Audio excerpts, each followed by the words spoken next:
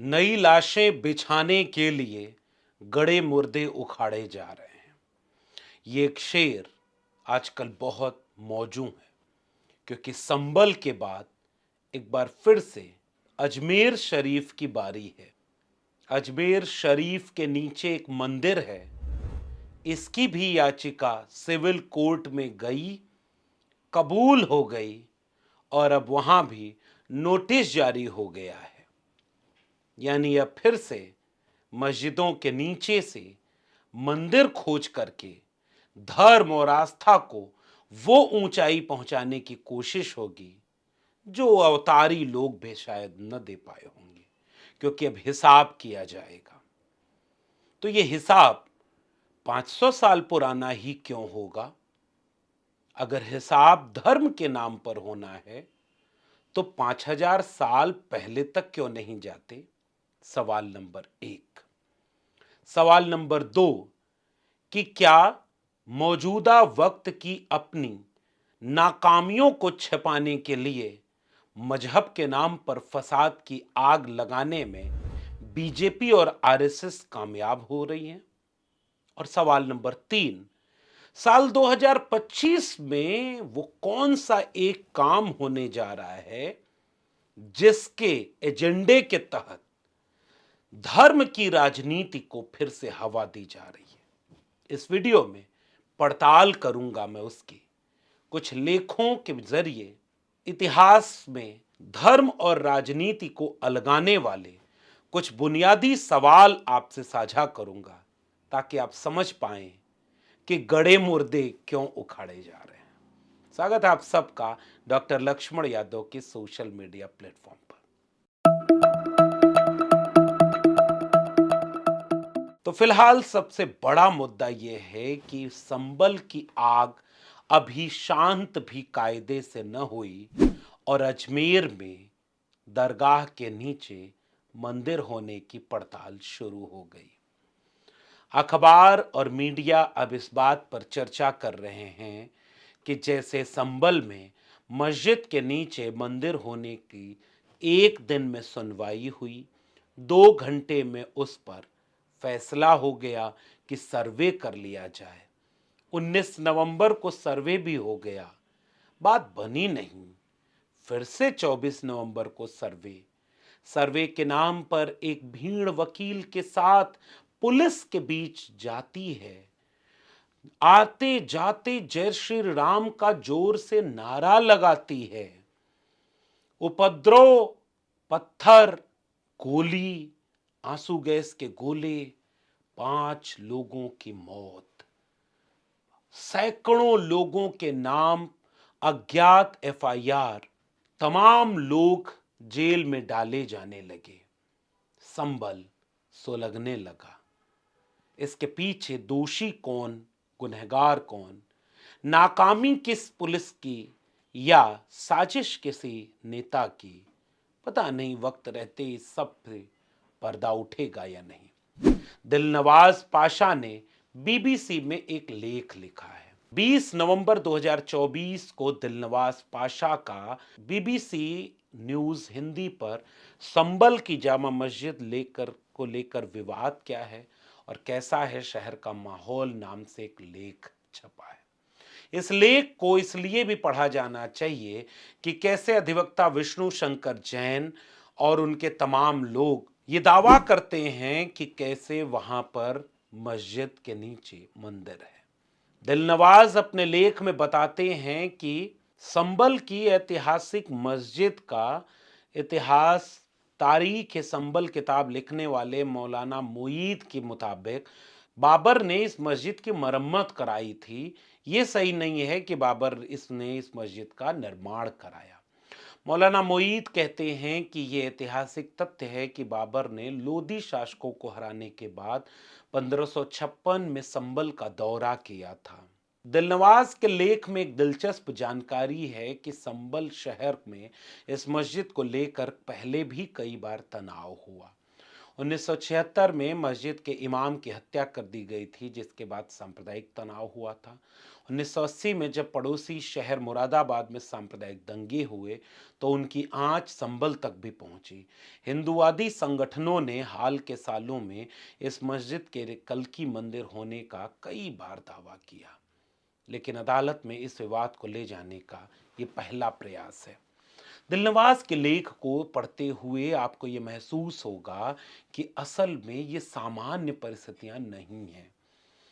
याचिकाकर्ता के पिता का एक इंटरव्यू टेलीविजन पर, सोशल मीडिया पर वायरल है, जिसमें वो बताते हैं कि उन्हें भगवान सपने में आए कि कल की अवतार लेने वाला हूं, कुछ काम मेरे लिए करो। उन्होंने कर दिया। मुझे कुछ ऐसी अनुभूति हुई कि कल्कि महाराज का यहाँ जन्म होने वाला है और यहाँ कल्कि जी के लिए कुछ करना चाहिए। सपने में अनुभूति हुई। सपने में? जी। और जज साहब भी उस कल्कि अवतार के आने की खुशी में एक दिन में चंद घंटे के भीतर सर्वे का आदेश दे देते हैं। डीएमएसपी इस बात की चिंता कहां करते हैं कि इंटेलिजेंस से कौन पता लगाए कि स्थितियां कितनी बनेंगी, बिगड़ेंगी, तनाव होगा, नहीं होगा, बचने के क्या उपाय हैं। भगवान का काम है, देर किस बात की। सब ताल मटोल जल्दी जल्दी हो गया, संभल में आग लग गई। और आज अब जो जेल में डाला जाएगा उसके अलावा शायद अब किसी को यह फर्क नहीं पड़ेगा, क्योंकि 800 लोगों के नाम अज्ञात एफआईआर इसीलिए कराई गई है कि जिसको मन करे पुलिस उठा ले जाए। वीडियोस आ रहे हैं, दावा किया जा रहा है कि लोग पत्थर मार रहे थे। पुलिस की तरफ से वीडियोस जब आई कि वो गोली मार रही थी, दोनों में कौन किसका हिसाब किताब करेगा। लेकिन देश अब अगले चरण की तरफ चल चला है। अब अजमेर शरीफ की उस दरगाह के नीचे से शिव मंदिर को खोजा जाएगा, जिसकी चद्दर भेजने खुद प्रधानमंत्री नरेंद्र मोदी भी आगे आ जाते हैं। प्रधानमंत्री नरेंद्र मोदी भी जिस अजमेर शरीफ को चद्दर भिजवाते हैं, अब उसी में 500 साल के हिसाब के लिए मंदिर खोजा जाएगा। ये एक धार्मिक कृत्य है। सपने में लोग आ रहे हैं और याचिकाकर्ता जैसे ही कोर्ट पहुंच रहे हैं, सारी याचिकाएं स्वीकार हो जा रही हैं। अब ये याचिकाएं कोई ईवीएम की तो है नहीं कि जिनको दुत्कार कर, उपहास उड़ाकर भगा दी जाएंगी कि चलो चलो, जब जीतते हो तब तो नहीं आते ईवीएम पर बात करने, जब हारते हो तभी आते हो, चलो सब खारिज। लेकिन बात इसकी होगी तो याचिकाएं कबूल कर ले जाएंगी, क्योंकि सवाल धर्म का है। मगर मैं आपसे एक सवाल पूछता हूं कि क्या वाकई ये सवाल धर्म का है? द कारवां मैगजीन पर एक लेख है प्रोफेसर डीएन झा का, प्रसिद्ध इतिहासकार, स्मारकीय अनुपस्थिति, प्राचीन बौद्ध स्थलों का विनाश। इस लेख को आपको इसलिए पढ़ना चाहिए ताकि आप समझ सकें कि ये जो खुदाई हो रही है इसका धर्म से कोई रिश्ता नहीं। डीएन झा अपने लेख में शुरुआत में ही बताते हैं कि हिंदूवादी संगठनों की तरफ से 60,000 मस्जिदों का दावा किया जाता है जिन्हें मंदिर तोड़कर बनाया गया, लेकिन 80 मंदिरों के अतिरिक्त ऐसे सबूत नहीं मिलते हैं, लेकिन दावा कई हजार का है। राम मंदिर विवाद के समय भी हमें याद है कि संघ की तरफ से यह कहा गया कि लगभग 3,000 ऐसे मस्जिद हैं जिनके नीचे मंदिर है। लेकिन डीएन झा लिखते हैं कि लड़ाई केवल धर्म के मंदिर बनाम मस्जिद की नहीं है। डीएन झा अपने इस लेख में आगे सिलसिलेवार एक एक चीज बताते हैं कि इस देश में मुसलमानों के आने के पहले कथित तौर पर हिंदुओं के दो खेमे, जिन्हें वो ब्राह्मणवादी शब्द लिखते हैं, शैव और वैष्णव, इनके बीच भी कमोबेश ऐसा ही झगड़ा था। हिंसक झगड़े होते रहे, यानी जो हिंदू थे वही शैव और वैष्णव में बंटकर लड़ रहे थे। थोड़ा और पीछे जाने पर इतिहास में पता चलता है कि ये लड़ाई बौद्धों और श्रमणों की ब्राह्मणों के खिलाफ थी। इस देश के रग रग में बुद्ध हैं, वही बुद्ध जिन्हें प्रधानमंत्री जी विदेश में जाकर याद करते हैं कि हम युद्ध के नहीं बुद्ध के देश से आए। बुद्ध के विचारों का प्रसार इतना ज्यादा हुआ, लेकिन उसी समय पुष्यमित्र शुंग और शुंग काल का विनाश जो बौद्धों के खिलाफ हुआ, पुष्यमित्र शुंग तो मुसलमान नहीं था। कौन था ये पुष्यमित्र शुंग? डीएन झा लिखते हैं कि असली लड़ाई इस मुल्क में ब्राह्मण बनाम श्रमण की है और आज भी मध्य प्रदेश, बिहार, उत्तर प्रदेश से लेकर दक्षिण के कर्नाटक और केरल से लेकर उत्तराखंड तक जितने भी बड़े धार्मिक हिंदूवादी केंद्र हैं, उनके आसपास बौद्ध मठ, बौद्ध शहर और बौद्ध प्रतीक आज भी मिलते हैं। तो खुदाई अगर होनी है तो क्यों न थोड़ी गहरी हो जाए, ताकि 500 साल का ही हिसाब नहीं, जब बात आस्था की है तो 5000 साल पुरानी आस्था तक क्यों न जाए। इससे आपको समझना चाहिए कि क्या आज अगर कोई बौद्ध जाकर कहे कि किसी मंदिर का सर्वे करना है, हमें इसके नीचे बुद्ध नजर आते हैं, हमने भी सपने देखे, साफ दिखा मेरे सपने में, खुद तथागत बुद्ध आए, बोले कि अब तो प्रधानमंत्री भी मुझे याद करते हैं, जाओ देखो मेरे मठों पर किसने हमला किया था और मेरे मठों का, बौद्ध मठों का, बौद्ध स्तूपों का पत्थर ईंट ले करके किसने अपने मंदिर बनवाए। कितनी कोर्ट ऐसी है जो इस पर सहमति दर्ज करेगी। इससे आप समझें कि ये लड़ाई धर्म की नहीं है, ये लड़ाई आस्था की नहीं है, ये लड़ाई केवल नफरत की बिसात पर, बुनियाद पर इसलिए गड़े मुर्दे खोदने की है ताकि नई लाशें बिछाने की सियासत कामयाब हो सके। अन्यथा काशी की संस्कृति नष्ट कर नया बनारस बना रहे हैं मोदी, यह बात कोई पुजारी या हिंदूवादी नहीं बोलता कि बनारस में चमकाने और विकास के नाम पर जाने कितने मंदिर तोड़े गए। आस्था को ठेस तब भी पहुंचती जब राम मंदिर पर सवाल उठाने वाले कई हिंदू धर्म ग्रंथ के लोग ही कहते रहे कि यह तो आस्था का सियासीकरण है।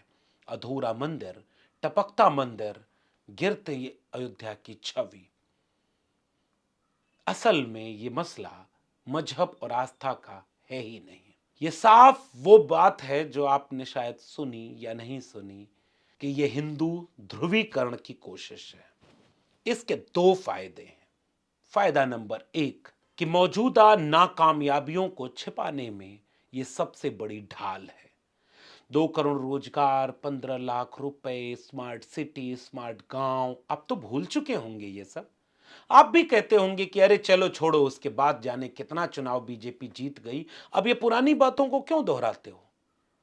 आपको रोजगार चाहिए नहीं, आपकी शिक्षा बर्बाद हो रही है, आपको इससे फर्क है नहीं, तो इसलिए अपनी नाकामयाबियां छिपाने के लिए सरकार मजहबी और आस्था के सवालों को उकसा रही है। और दूसरा और सबसे महत्वपूर्ण बिंदु, साल 2025 में इस देश में जनगणना होने जा रही है और ऐसे वक्त में वो जनगणना होने जा रही है जब जाति जनगणना का विमर्श पूरे देश में सबसे केंद्रीय विमर्श बन चुका है। क्या 2025 में जाति जनगणना होगी? इससे ध्यान भटक जाए, इसलिए मस्जिद के नीचे से मंदिर खोजने की अब आग तेजी से फैलाई जा रही है। इसीलिए अजमेर क्या अगला संबल होने जा रहा है?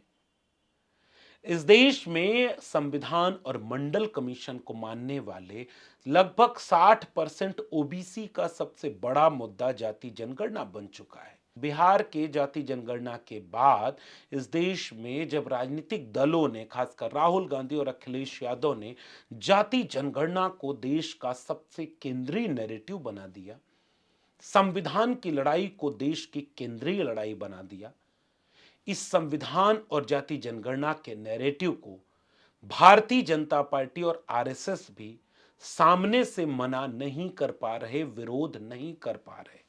ठीक वैसे ही जैसे मंडल कमीशन का उस जमाने में बीजेपी और आरएसएस ने सामने से विरोध नहीं किया था, कमंडल लेकर आ गए थे, मंडल के विरोध में मंदिर लेकर आ गए, रथ लेकर निकल पड़े, जिसने रथ रोका बीजेपी ने समर्थन वापस लेकर वीपी सिंह की सरकार गिरा दी। ठीक इसी तरह आज बीजेपी जाति जनगणना का सामने से विरोध नहीं कर पा रही, क्योंकि वोट उसे ओबीसी का चाहिए, दलित का चाहिए। 2025 में कहीं जाति जनगणना करवानी न पड़ जाए, कहीं इस देश का एक्सरे न हो जाए, कहीं ये सच सामने न आ जाए कि चंद मुट्ठी भर लोगों के हाथ में धन, धरती और राजपाट सब कुछ कब्जा है, तो वो तो मुसलमान है नहीं, और जिसने कब्जा किया वो भी मुसलमान नहीं, तो लड़ाई कैसे होगी? कहीं इस देश के दलित, पिछड़े और आदिवासी ये पूछने न लग जाएं कि हमारे हाई कोर्ट में, सुप्रीम कोर्ट में, विश्वविद्यालयों में, ब्यूरोक्रेसी में, मीडिया में, उद्योगपतियों में कितने लोग हैं, देश चलाने में हम कहां हैं? यह सवाल जिस दिन इस देश का सवाल बन जाएगा, देश बुनियादी सवालों पर लौट आएगा और जनगणना में जाति जनगणना फिर करानी ही पड़ जाएगी। और इस खतरे से बचने के लिए प्रायोजित तौर पर बीजेपी और आरएसएस ने कुछ बाबाओं को कथावाचक बनाकर लाखों करोड़ों रुपए की रैलियां चुनावी करवा रहे हैं। जी हां, मैं उन्हें रैलियां ही कहता हूं, जिनमें कोई कथावाचक खड़ा होकर के कभी संविधान के विरोध में, कभी पाखंड और अंधविश्वास फैलाने के लिए गांव गांव घूम रहा है और बीजेपी और आरएसएस के लिए वोटर तैयार कर रहा है। तो कहीं दूसरे वो लोग काम पर लगा दिए गए हैं जो हिंदू जोड़ो एकता अभियान निकाल रहे हैं। सब गर्व से कहो हम हिंदू एक हैं, बटोगे तो कटोगे, और वो भी बीजेपी और आरएसएस के लिए कुर्सी सिक्योर करने का एजेंडा लगे हुए हैं। तीसरी तरफ मीडिया है, जिसे कभी संबल कभी अजमेर इसीलिए दिया जा रहा है, और चौथी तरफ पुलिस और जुडिशरी है, जिसके लिए कानून व्यवस्था के नाम पर मुसलमानों को जेल में डालने की आसानी हो जाए। उदाहरण दूं, यति नरसिम्हानंद का नाम भूल गए क्या? उसने मुसलमानों का अपमान किया, उनकी आस्था से खिलवाड़ किया, लेकिन मुकदमा किस पर हुआ है पता है? मोहम्मद जुबैर पर। यह है इस देश की हकीकत। यह हकीकत इसीलिए है कि असली बुनियादी सवाल सामाजिक न्याय का, संविधान का और जाति जनगणना का कहीं केंद्रीय एजेंडा न बन जाए। इसलिए मजहब और धर्म की लड़ाई को छेड़ दो। गांव में बैठे वो दलित, पिछड़े, आदिवासी भी हिंदू बन जाएंगे तो जाति जनगणना भूल जाएंगे, मंडल कमीशन भूल जाएंगे, संविधान को भूल जाएंगे, शिक्षा रोजगार नहीं मांगेंगे, धर्म बचाने जाएंगे, शहीद होंगे, कुर्बान होंगे। वैसे भी उनकी जिंदगी की क्या अहमियत? और जो ये सांप्रदायिकता की आग लगा रहे हैं, उनके बच्चे विदेश में पढ़ाई करके सेफ, सिक्योर और देश पर राज करेंगे। यह है असली वजह। मुसलमान तो कल भी मारा जा रहा था, मुसलमान आज भी मारा जा रहा, लेकिन असली मारा जा रहा है दलित, पिछड़ा, आदिवासी। लेकिन वो ये जाग कर सवाल न कर दे, इसलिए मस्जिद के नीचे मंदिर खोजते रहो और इस भारत को खोदते रहो, और एक दिन आपके बच्चों के भविष्य को उसी खोदाई में दफन कर दो।